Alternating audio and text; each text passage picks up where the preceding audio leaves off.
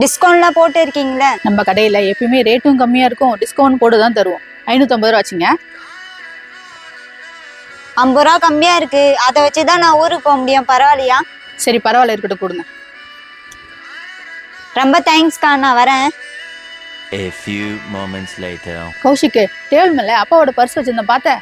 பார்க்கலையாம்மா? போச்சு. இப்போ ஒரு கஸ்டமர் போனாங்களே, அவங்க பையில தான் போட்டேன்னு நினைக்கிறேன். ஏன்னா கொஞ்ச நேரத்துக்கு முன்னாடி நான் டேபிள் மேல தான் பார்த்தேன். அவங்க ரெகுலர் கஸ்டமராம்மா? இல்லப்பா, அவங்க ரெகுலர் கஸ்டமர் கூட இல்லை, இப்போதான் ஃபர்ஸ்ட் டைம் பார்த்தேன். நல்லா செஞ்சா நல்லதாம்மா நடிக்கும். நம்மளுக்கு நிச்சயமா கிடைக்கும் பாருங்க அந்த பர்ஸ். அந்த பர்ஸ்ல 5000 ரூபாய் cash, 4 debit card, license, voter ID எல்லாமே அதில் தான் இருக்கு. இந்த காலத்துல யார் எடுத்துட்டு தருவா சொல்லு? அப்பா கேட்டா என்ன பதில் சொல்லணும்னே தெரியல. அக்கா, இந்த பர்ஸ் உங்களுதான் பாருங்க. ஆமாண்டா, இது எங்க பர்ஸ் தான். அந்த பர்ஸ் எனக்கு திருப்பி கிடைக்குன்னு எதிர்பார்க்கவே இல்லை. உங்களுக்கு எப்படி நன்றி சொல்றதே தெரியல. எல்லா டீட்டெயில்ஸுமே இந்த பர்ஸ்ல தான் இருக்கு. நாங்க கஷ்டப்படுறவங்க தாங்க, ஆனா அத்தவங்க காசுக்கெல்லாம் நாங்க ஆசைப்பட மாட்டோங்க எப்பயுமே. நான் வரேன்.